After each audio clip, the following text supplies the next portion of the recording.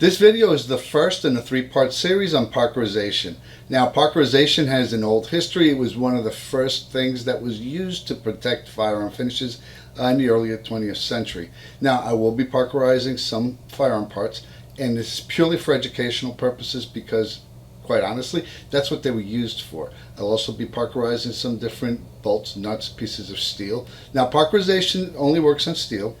There's two different types of phosphating that I'll be going over. The first is zinc phosphating. That was the original. That was what was originally used in the early 20th century.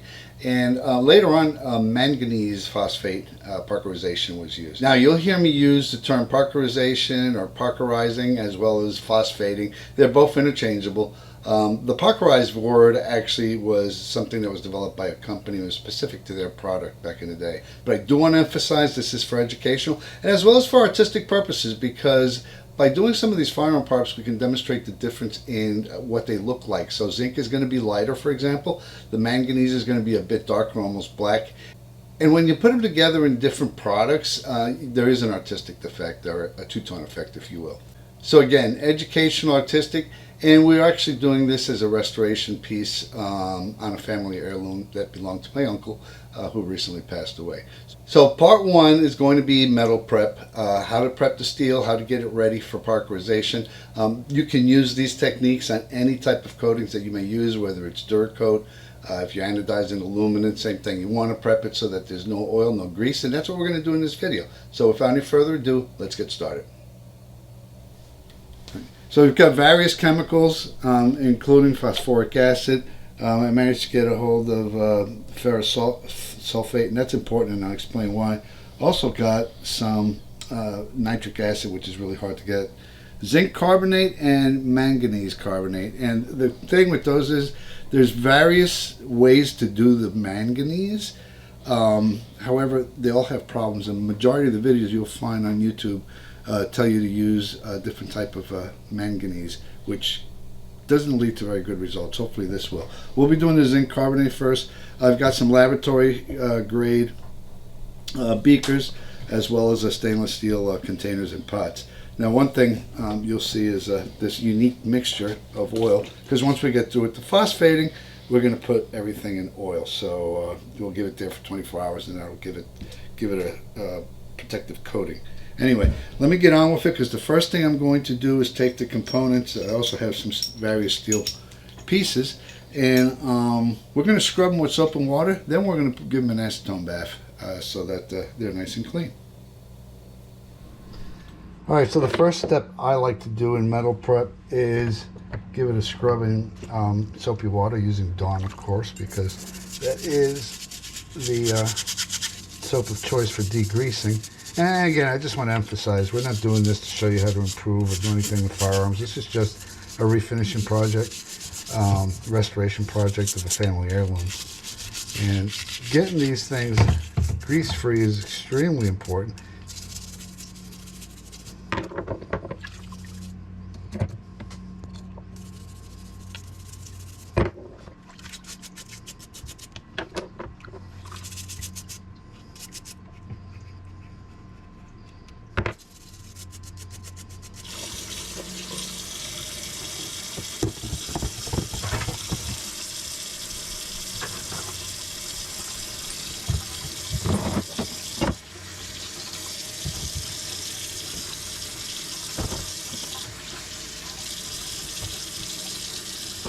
Alright, so I have a container full of parts that are going to be acetone bath next, and we're going to put the acetone right in here, cover it up, and let it sit for a minimum of 24 hours. Alright, so the next step is going to be the pieces we washed in Dawn hot water. We're going to give them an acetone bath. I've got the container right here. Basically, I'm going to put in enough acetone to really just cover it up. Then I'm going to cover it with a lid.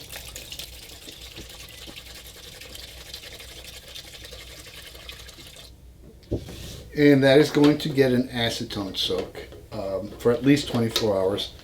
That's my preferred method of doing the degreasing.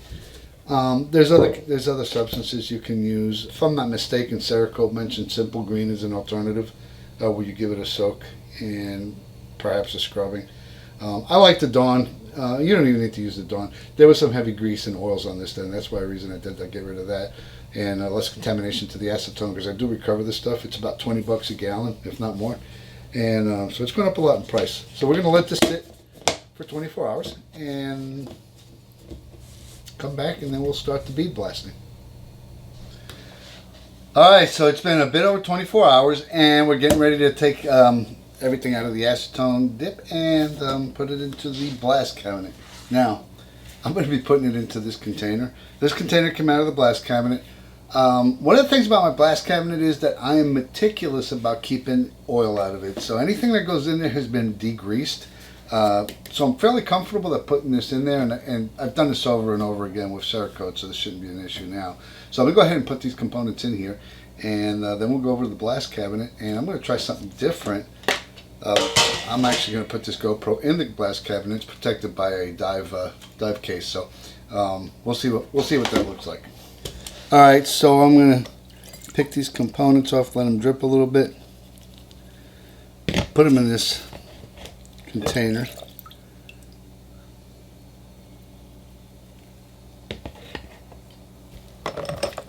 These should be thoroughly degreased, and I am wearing gloves to make sure they stay degreased.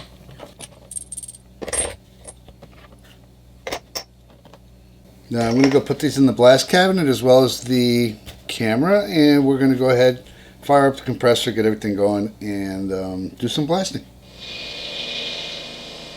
Well, everything's ready. You can hear all the noise in the background. Air compressor's going, vacuum's going to suck all the dust out of this. Let me get to the, and the GoPro is up and running. So I'm going to go ahead and get started.